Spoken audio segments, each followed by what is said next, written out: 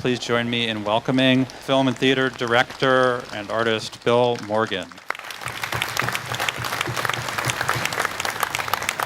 Thank you very much for coming out to this beautiful and historic building in this open space here, which is always kind of embodied a lot of the romance of old LA for me. So I'm really excited to be here.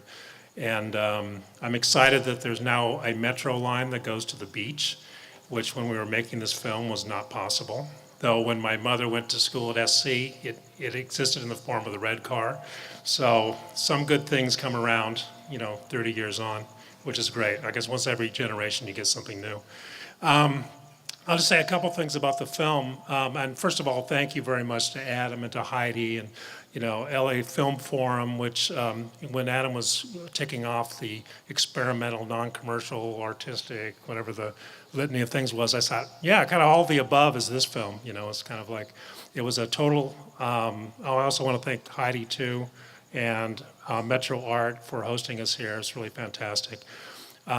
This film was absolutely a labor of love. Basically, we fell in love with this band X, who were in the late 70s, were at the center of this amazing, what to me was a renaissance of, it was called punk music, but it was really kind of all forms of music. It was just kind of a rebel music that didn't care about categories, and X was just one of the bands. X was, my favorite band out of the group, but there were bands like the Blasters, Los Lobos, Plugs, Go-Go's, Flesh Eaters, Screamers. I mean, there was amazing panoply of incredible bands, and I wish we'd had the bandwidth at the time to really cover all of them as well. But we decided to focus on one band, that was X. And they're all, by the way, the band members are sorry they can't be here tonight. They're doing, 40 years on, they're doing what they should be doing, which they're out playing music. Which is a great testament to their, amazing artistry over the decades. So they all send their greetings, from their hometown. A couple of things I'll say. We actually shot some of the film nearby, which you'll recognize in the film. And I would say that Los Angeles is really a major character in this. That the ghosts of LA that exist, that the history, and the kind of the culture and kind of the buried histories in this city are all part of this film. And we really wanted to capture that. And it took us, just so you know, a little bit of context, it took us 5 years to make this because we had no money. We were shooting a little bit, cutting it together, showing it to potential investors, none of whom really would bite at it. So we ended up doing this pretty much ourselves. So it's a pretty classic example of a DIY film, which was totally appropriate. But also we had the advantage as a result of living with X for 5 years pretty much and capturing the whole process as they went through making their first 4 albums. So I'm actually grateful for that. You don't always plan everything you want. Let's see, what else should I say about this before you see it? I want to acknowledge some of the filmmakers who are here. We have John Mansour, who was the cinematographer, who's here in the back, who did an amazing job with this and stuck with it from beginning to end. We have Elizabeth Foley, who is one of the filmmakers and also plays the character of Pauline, who you will meet very soon in the film, and also happens to be my wife. So, and I'll tell you a short story about that, is that I grew up in LA and I love this city and it's really in my blood. But I went away for a few years to college and trying to do things in other cities. And I came back, and within the first week of being back in LA, I was crashing at a friend's place, a block up from the Whiskey A Go-Go. And in the first week, I met Elizabeth, who would become my wife, and I also happened to stumble down the hill and see on the marquee this thing that said, Screamers X. And I didn't know what the hell that was, but I thought I had to find out. So that's kind of what kicked off this initial journey with this band. So, and we're all, remain friends, and I love them, and they're amazing people as well as amazing artists. So I really appreciate everybody coming out tonight, and this to us is our fan letter to LA, pretty much. Okay, thank you. Anything else? We're debating whether to stretch a couple more minutes to get it a little darker, unless any of you could do anything about the sunlight. Oh, by the way, these seats here that were back marked for tap card are no longer reserved for tap cards. So if you need to rush the stage, these are where to be. So you shot the film in 16 millimeter. How was that? I mean, far stage from doing it in digital these days. We'll just do a couple more questions, then we'll start the film. What was the procedure of always like carrying around a 16 millimeter camera and showing up in people's living rooms and so on? And when did they start getting comfortable with the camera? And when did they ever or not become comfortable with it?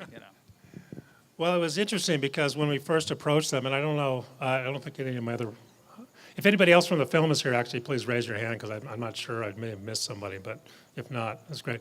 We had a really dedicated group of people. And when we first approached X to do this movie about them, they kind of went, why? Because they hadn't put out a record yet, and they were just kind of playing around in the clubs, and they were kind of acknowledged as being a pretty, central part of the scene, but they were kind of baffled by this notion of doing a whole film just about them. And Penelope was already doing Decline of Western Civilization, so they were part of that. They kind of got that. Okay, I could see we're one of the bands in that. But why do you want to do a whole film about us? And it was just like, well, it's just the music and you guys, and we just thought there was a whole story to tell through that. So we shot it on 16 millimeter. Which meant we pretty much went to film labs. This was our strategy, and John will remember this very well. We would go to a lab, and we get all the short ends of reels. So you'd only have like 5 minutes maybe to shoot a scene, and then you'd have to reload. Also, we would do a lot of camera tests over the weekend, where we say, oh, we want to try out this different camera and these different lenses. So we'd kind of get it kind of for free.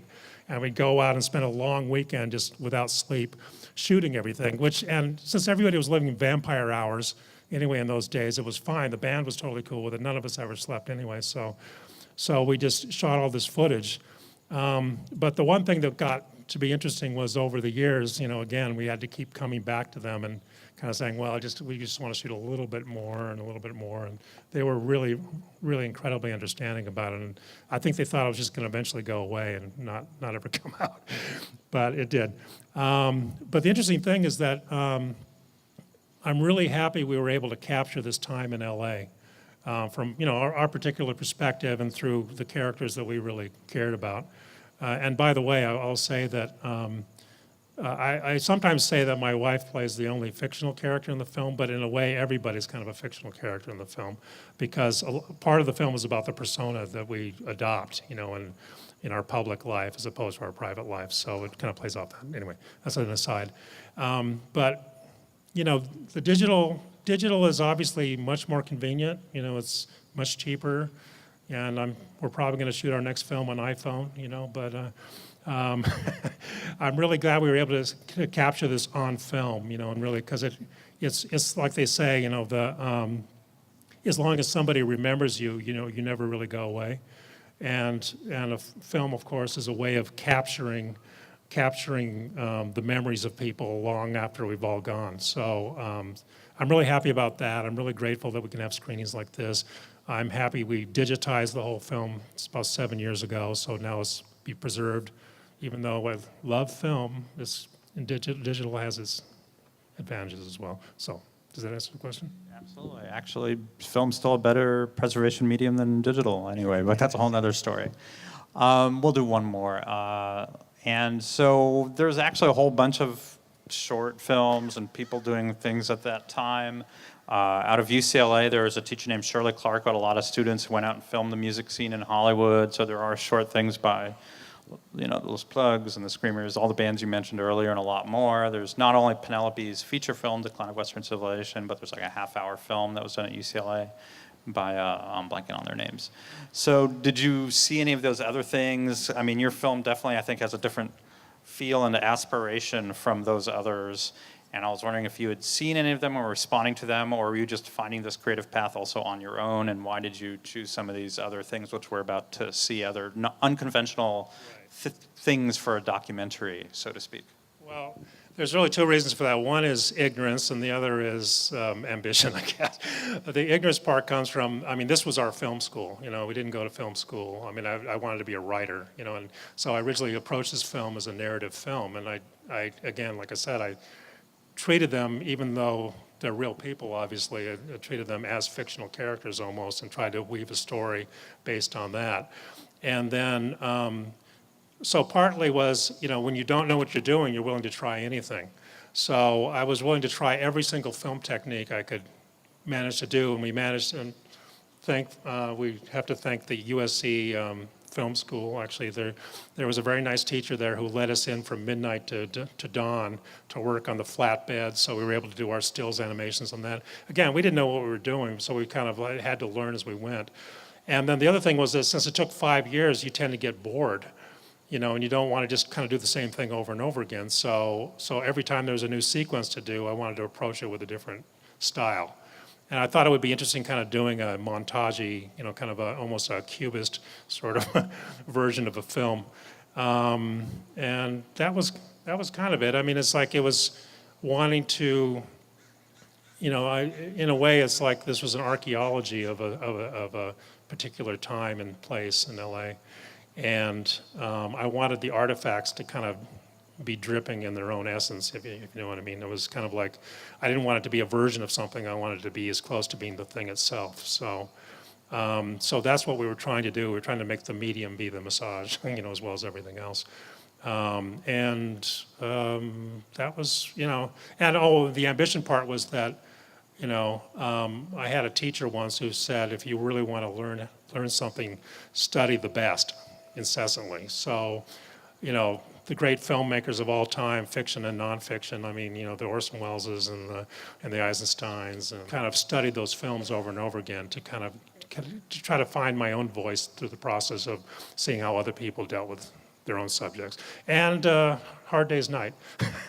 I mean, I kind of took from Richard Lester that the notion that I had read somewhere that he took the Beatles, and obviously they're distinct individuals, but they kind of, most people saw them as a block, kind of a four-headed monster moving around. So he made a point of saying, okay, you're the smart one, you're the cute one, you're the quiet one, you're the funny one.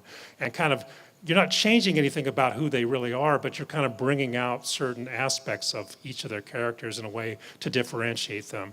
So that's kind of a screenwriting technique then that, you know, or an acting technique even that from my own background I was able to apply to this. So that was it. Wonderful. Well, thank you very much, Bill, for introducing the film.